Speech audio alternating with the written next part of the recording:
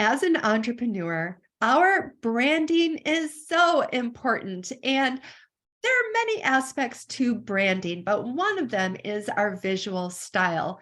And today I'm bringing on a guest expert, Nina Walder, who is a personal stylist and a style coach. And she is going to share the behind the scenes of her business, how she grew it, because I know that's what you guys love to hear. And also, she's going to be sharing very practical tips for the entrepreneur to feel confident and be more successful in their business with how they present their style as part of the key to that. So join me in this conversation. I think you are going to love it.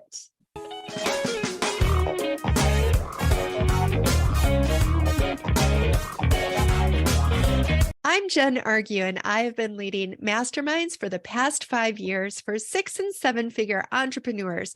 And I would love to help you start your own mastermind as well, so that you can create a really big impact with those around you and work a lot less and make a lot more at the same time. I'm so excited to have a guest on the podcast today. Nina Walder is joining us, and she is a personal stylist and a style coach. Hi, everyone. My name is Nina Walder. I am a personal stylist and a style coach. A while back at a university, I did a master's degree in business. And after my master's, I worked in a corporate for a little while and then very quickly realized this is not what I want to do. I want to be an entrepreneur. I wanted to be running my own business, running my own show from very early on. But it's funny now because I did a master degree in a business and everybody would think, yeah, you go and run your business. You've been educated in business. And it was funny because I wanted to launch a business online and I realized I did not know how to do that. And this is when I found out about Marie Forleo. This is when I found out about the B School. And so I enrolled in the B School to help me launch my business in the education niche online, because it's very, very different, like having the business fundamental and knowing how to position yourself, how to create your own personal brand, how to start the business online. And it was 10 years ago. So it was not as popular as nowadays. Nowadays, yeah, you can learn some things on YouTube and TikTok and stuff like that. But 10 years ago, it wasn't such a thing. So you actually had to do and take a proper course to do that. And I launched at that time a business and it was admissions, like education admissions. So it was great. I loved it. It was my passion for a while, but right around the pandemic, I was feeling that it's running, the business is paying my bills, I'm good at it, but I don't want to do that for another decade or so. And when I had a bit more time in my hand, I was thinking, okay, what it is exactly that I want to do? Where do I see myself like in 10 years and 20 years? What could I be doing for a long time? Because I'm really passionate about being true to myself and to my desires and how can I help serve this world better? And realize that I want to do personal styling because it's been my own journey as well. It's been my hobby and passion on the side. I never gave myself permission that I can actually do that as a business. It was like a hobby. I loved it. I felt because it comes so at some point natural to me. My friends and family loved it, but it was like such a kind of cute hobby of mine. But during the pandemic, when I had the time to think about that, to think through about that, I realized I want to do that. It's scary. I have to start everything from ground zero again. I have to exit my previous business. But I wanted to make a success because I thought I could see myself doing that for another couple of decades at least. So that is when I took up all the courage and pivoted to start a business in personal styling. Incredible. So when you started your business in personal styling, how did you get traction in the beginning? Well, it's a bit of a story as well, because when I was firm that, I want to become a stylist and this is how I want to run my business and my show, I was still scared to put myself in front out there. because I thought, okay, I want to run this business in personal styling, but I don't want to be the public persona. I don't want to be the stylist out there and like to be popular and famous on Instagram. I didn't want any of that. So at that point, a friend of mine was also looking to start a business in personal styling. And I thought, okay, why don't we join forces and we start a business together? So I kind of can hide behind the business name, so to say, and like we will start it together. Maybe like we will make it a success much quicker than doing it alone from the ground zero. But you know the saying, they say, don't do business with your friends, and it's very true. Don't do business with your friends. So even though we tried very hard for half a year to take it off the ground, we still had very different vision, very different like work style. And after half a year, we realized, okay, it's not going anywhere. We have to take a different path. And this was the moment when, again, I was at a stage where I thought, okay, now I have to put myself out there. I no more can hide behind the business. I no more can like be behind something. This was a very scary decision because I'm not a person who's very comfortable on Instagram. It doesn't come natural to me. I'm not about like sharing my life on Instagram or anything like that. So it was extremely scary. I had so much fears about that. I was thinking what my friends and family are going to think about me and all of that, about my cute little hobby and the things that I'm doing. But I realized that I have a mission. Like I'm really serious and very passionate about helping women feel better through style, through clothing. So I need to take those steps. I need to overcome my fear. I need to learn how to do that. And this is how I started step by step. After half a year doing this with a friend, then I started doing it by myself. And at the beginning, of course, it was very hard. Firstly, because it's very uncomfortable. It was scary. I didn't know what I was doing, like putting myself out there on Instagram. I learned a lot. I hired a lot of mentors to help myself because I literally had no idea how to do that. And it didn't come natural to me.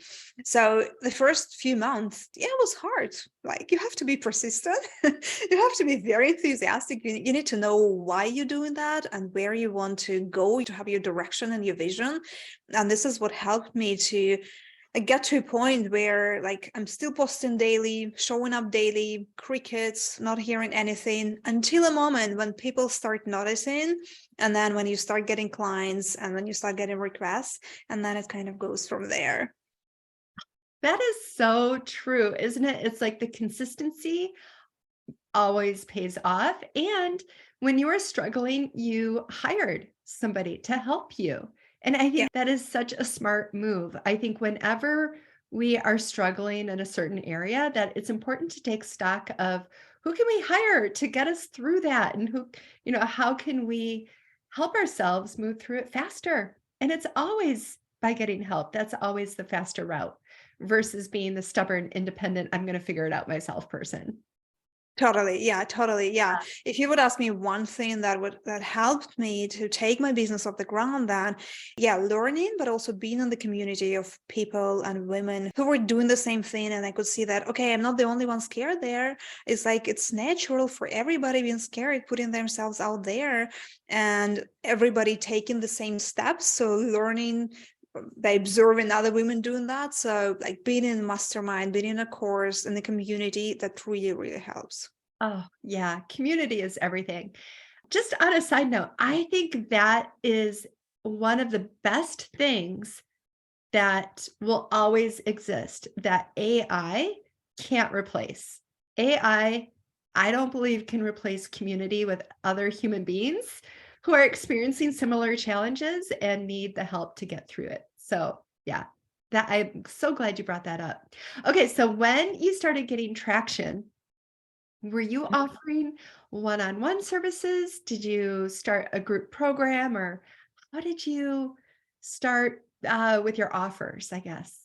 Yeah. So for me, it was very classic. So I was doing one-on-one work at the beginning for the whole first year, I would say. I always had the vision that I want to help more women than what I could possibly do one-on-one. But before I can do that, I need to get experience. I need to really work with real women. So yeah, Yeah. for a while, I was working as a personal stylist one-on-one. I was doing a lot, firstly in person, but then I moved online because I had more requests and I was becoming more visible and Instagram and TikTok. So right now I work only online with all my clients. I don't do any work in person because it's also so much more efficient.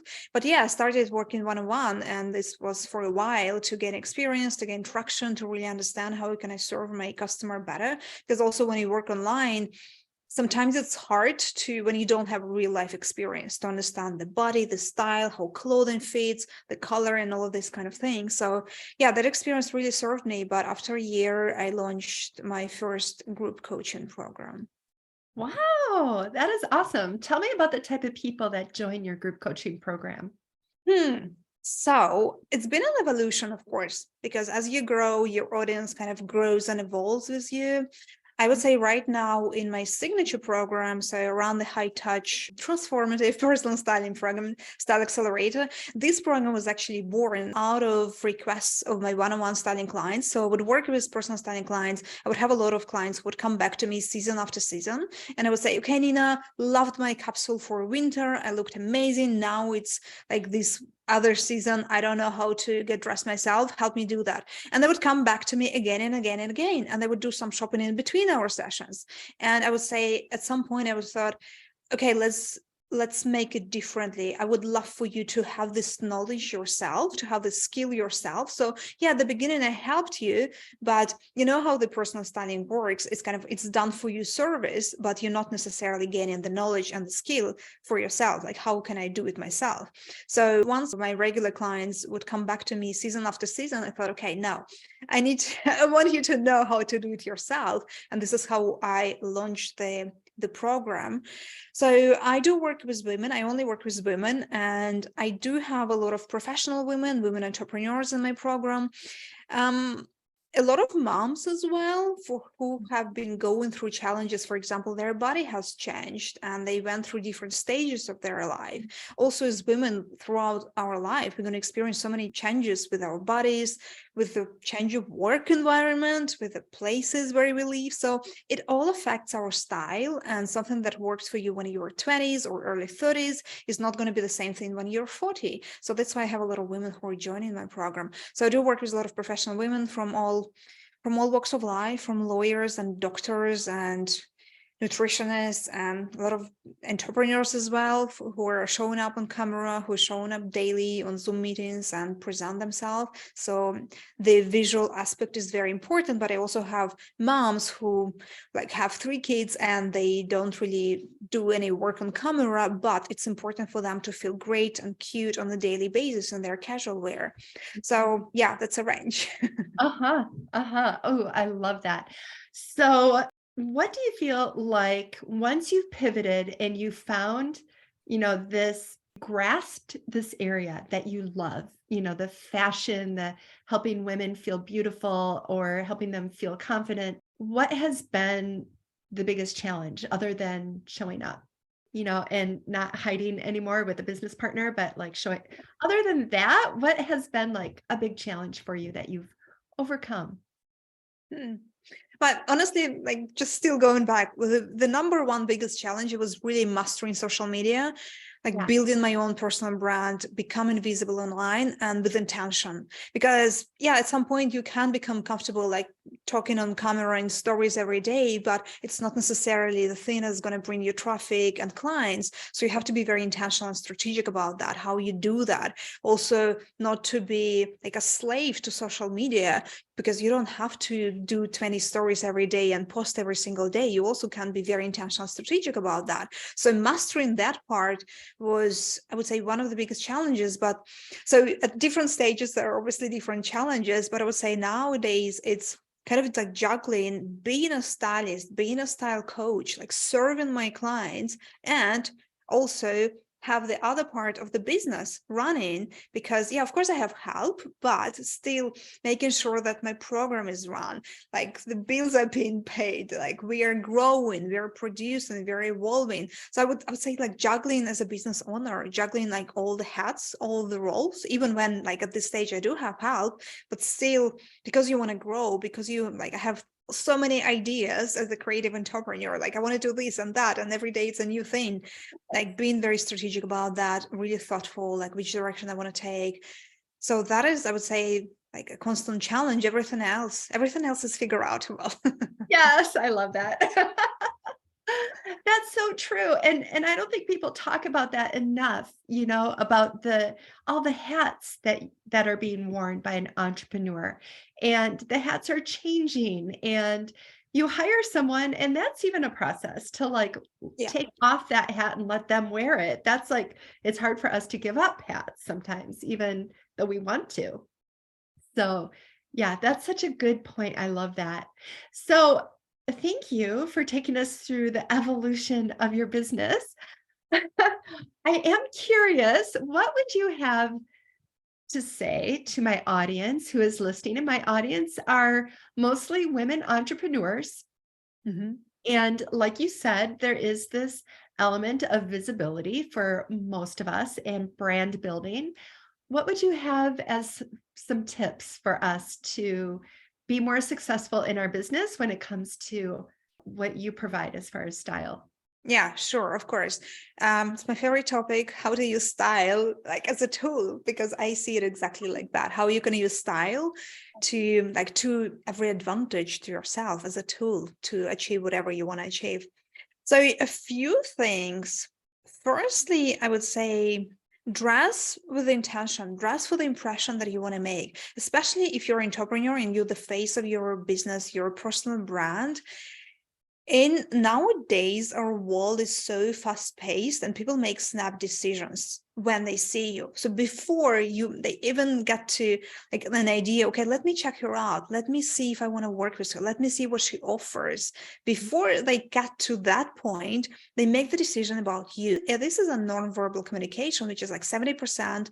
And clothing is a big part of that. So make sure you know, okay, what kind of impression you want to make when you show up on social media, for example, when you're visible. It doesn't mean just the brand photo shoot, but daily, like when you show up daily on stories, on IG Live, on Facebook groups. Like what kind of impression you want to make? Is it something that you want to be perceived with like as a confident, powerful leader? Do you want to be perceived that you're like very creative? Maybe you work with creative and with your clothing you want to send certain cues that okay, I understand your world, so look at me, I'm using color pattern, and like I use a creative way of styling my clothing. Or maybe your tribe is a very casual tribe and you also want to be part of them, so dressing in a very formal wear, even though it looks cute and put together, but your client is very casual mom, for example, there is a dissonance, there is a mismatch. So you want to be very intentional about, like very strategic about what kind of message you want to send with your clothing, so it helps you to bring this person who is checking you out. Okay, I'm looking at her, I'm getting the right impression, let me check out how she can help me. So I would say this is the first step. Secondly, think about, again, when you're dressing up, when you're presenting yourself, when you show up on social media, on Zoom calls, when you're training your clients, how you can show up more consistent manner from a visual perspective, because your visual identity is also very important. People read you like your visual, it's like your visual business card. So maybe you can use a certain color and use it consistently. So for example, myself, I do wear a lot of color. I'm a stylist who doesn't wear just black, but wears a lot of color. But among all the colors, I wear fuchsia most often. And a lot of people would tell me like, oh, Nina, whenever I see fuchsia, I just think of you straight away. So this brings the recognition. So when you have certain element, maybe it's a clothing piece, maybe it's the way you put things together, maybe you have a like style uniform, maybe it's the color, maybe it's an accessory or something, maybe it's a lipstick color. Like it could be like many different things. You can just pick one. And when you're consistently showing up with this item, it brings recognition. So you're building a very strong personal brand, which is recognizable. And it also creates trust, because when people know that, oh, I can expect her to do this, or I can understand she's always showing up in this way, it brings trust in people. So as an entrepreneur, as a personal brand, you want that as well, right? Mm-hmm, mm-hmm. Yes, another perspective. So we talked about how you want to dress like outwardly to bring the right impression, but also clothing is a very powerful tool that can help you feel a certain way. It's not me, a stylist, trying to convince you that you have to pay attention to how you style yourself, how you dress up every day, but it's scientifically proven. There is a study which is called enclothed cognition, which has proven that certain clothing can alter your mood, your productivity, how you show up, how you feel about yourself. So you can use styling as a tool to influence how you feel yourself. Especially a lot of us are working from home, and sometimes we may feel like, oh, I'm too cozy, cannot get very productive in my pajama. So you can think about, okay, maybe you can try something else. Because sometimes I hear from women like, yeah, but Nina, nobody's seeing me today. I'm not doing any calls today. Can I still stay in my pajama? Of course you can, but I would challenge you to try something different and notice if it does anything to you. And I know myself that for a lot of my clients, it does bring a difference. So if you feel that, oh, I have my focus time, I want to bring this project to life. Okay, dress up in a way that makes you feel confident, in a way that makes you feel cute or put together, like however you want to feel. Think about what kind of elements it is for that. Again, there is no one recipe fits all. I'm not going to tell you you have to wear a blazer and jeans and this kind of uniform. It's different things for different people. So maybe you like wearing shorts and jeans, or maybe you don't like jeans because they're too sturdy for you. So develop your own recipe, but dress up to feel your best and to bring this energy when you serve your clients, when you show up online. Wow. That I can so relate to, especially the last point with how you're talking about there's actually studies done about clothes making you feel a certain way. And it was totally that for me in the pandemic. So when quarantine started, in the rest of 2020, I still had one-on-one clients. I still had a mastermind, of high-end entrepreneurs that I was leading. And in a sense, I kind of considered myself as a role model for as well, like how Sure. to keep your sense as you are running a business, a profitable, successful business through this crazy time that we are all in. And, everybody's kids are home and you're having to homeschool now. And I had college kids that all came home. And so my house was full and, how grocery shopping was during that time. It was just like, are we just making it or are we really doing great? That and this was the mindset and it was totally clothes for me. Like first of all, I'm not really a sweatpants person to begin with. Unless it's like Saturday morning or something, but I would typically non-pandemic wear normal clothes. I would wear jeans and a top, or whatever it was. And so through the pandemic, it was really important for me that I stayed in that for my mindset and that I'm a makeup wearer. So I still would wear my makeup, and do my hair because that's the way I always did life. And it was important for me to keep the normalcy to feel that just through my normal clothes and makeup and hair time. And I feel So like true. that's what you're saying. Yeah, so true. Yeah, so true. Yeah. Yeah. And I think especially on those days when you feel like I feel tired, I don't have the energy, I don't want to take extra effort to dress up or do my hair and makeup. This is exactly when you need to take the time to do that because it will help you with your energy and feeling better. That's so amazing how that is. And then I also love your point about brand recognition and how if there is something that we can create through our style that creates that consistency, that trust through brand recognition, I think that that is such a great point. I read an article not too long ago about this actor, Terry Crews. I don't know if you've heard of him, but in all of his roles, he's always bald. And in this article, they wrote about him, or he said to the person interviewing him, I actually have a full head of hair, but people always know me as bald. So I shave my head every day because that's Mhm. part of my brand. That's how people recognize me.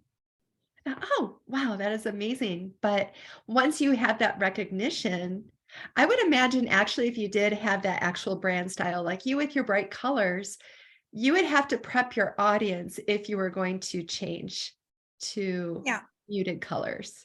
Like if you were, totally. Yeah, totally. Of course. Yeah. Yeah, but I kind of also, yeah, bring a lot of meaning behind what I do and like share with my audience, okay, why I do that. Because sometimes people say, Nina, why don't you wear black? And I explain to them, why don't I do that? And why you can do that. And you can, like, as a stylist, my philosophy is that you can do anything you want as long as you are happy with it. If you want to wear all black outfit, all gray outfits all day, every day, you can absolutely do that if you're happy with that. The Mm, challenge though is that for majority of women is that I do that by default, not by choice. And I don't know how to do differently. That's why I've been stuck in this gray mm, outfit for so long or whatever. yeah. And yeah, but you can do anything you want.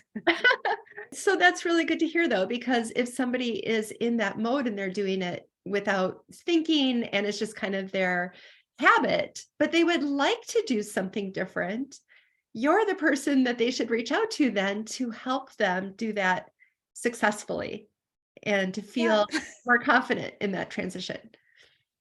Yeah. Absolutely. Yeah, absolutely. Yeah, help women with all aspects of style. And Mm. I truly believe in the transformative power of style and what it can do for your confidence, for how you show up, for your business as well. So, absolutely. Ah, I love that. And I love that you are doing it through a group coaching program. I think that helps make it accessible, I would imagine, for a lot of people who would like that as well. And I love that show, What Not to Wear from a long time ago. Yeah. Did you ever see that? Yeah, of course. Yeah. Oh my gosh, you could just see the transformation in people. And I think, oh, if just everybody could have that experience, that would be incredible. That has been my passion and motivation from the very beginning. Yes, bringing this transformation and change and seeing how women rise up just through the power of clothing and style. Yeah. Do you think that your program could even be for people who have a sense of style, but feel like maybe it could be upgraded or maybe, are maybe concerned like, I wonder if my style is getting outdated, to help people stay on top of trends too, or how to keep up with the times in a sense? Yeah, yeah, totally. Yeah, I do have different clients who come. Some come and they, for example, they're building their style from the ground up. Maybe there have been a lot of changes in their life recently. Maybe it's like post-pregnancy, your body has changed, different size, maybe even location. I had a client who moved from Chicago to Miami, and she would tell me like, my wardrobe was all black when I was in Chicago, and I'm in Miami. Like, it does not work. Yeah. It doesn't work at all. So I need to completely new type of wardrobe, and I don't know how to do that. I have no idea how to do that. So I do have clients who come and they like building their wardrobe and style from the ground up. I do have some women who already come with like pretty polished style, and they have an idea what they like, what they don't like, what works for them, but they want to develop it further. And a lot of times also them, even though they have a polished style, but it's usually kind of what they say themselves, very predictable. So it's very typical outfits. So I know how to wear a blazer and like a suit for work, and I know how to look cute when I go to work to the office, so like formal wear. But now, for example, I need more casual wear, and I have no idea how to dress for dates, for casual errands, and like stuff like that. But I want to look cute as well in other parts of my day. So Yeah. yeah, I do work with women in different stages of their style journey. Yeah, that's awesome.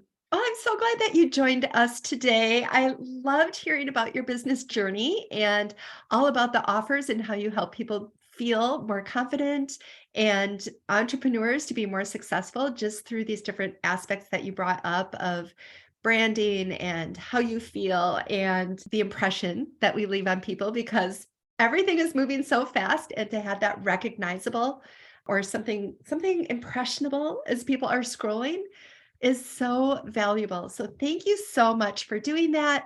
I love that you came and hung out with us. Yay! It's been a pleasure. Thank you so much, Jen. It's been so much fun. I love talking on this topic, and it's been a lovely conversation. I hope it's been helpful for your audience. Super helpful. So how can people stay in touch with you or get to know more about what you're doing? The best would be to go to my website, which is ninawalder.com. Nina, Nina Walder, WALDER.com. And you can also find me on Instagram, Nina_Walder_. I do have different programs and services, and yeah, you can hang out with me on Instagram to to get a feel and vibe for what I do, what I stand for. But my true belief and passion that every woman can look and feel their best, no matter where you shop, where you live, what is your style, what is your height, weight, or shape or size, or anything like that. So I absolutely hope that every woman can take charge of their style. I love that. Thank you so much, Nina. It's been a pleasure. Thanks so much for watching. If you found value in this, please subscribe to my channel and share it with a friend.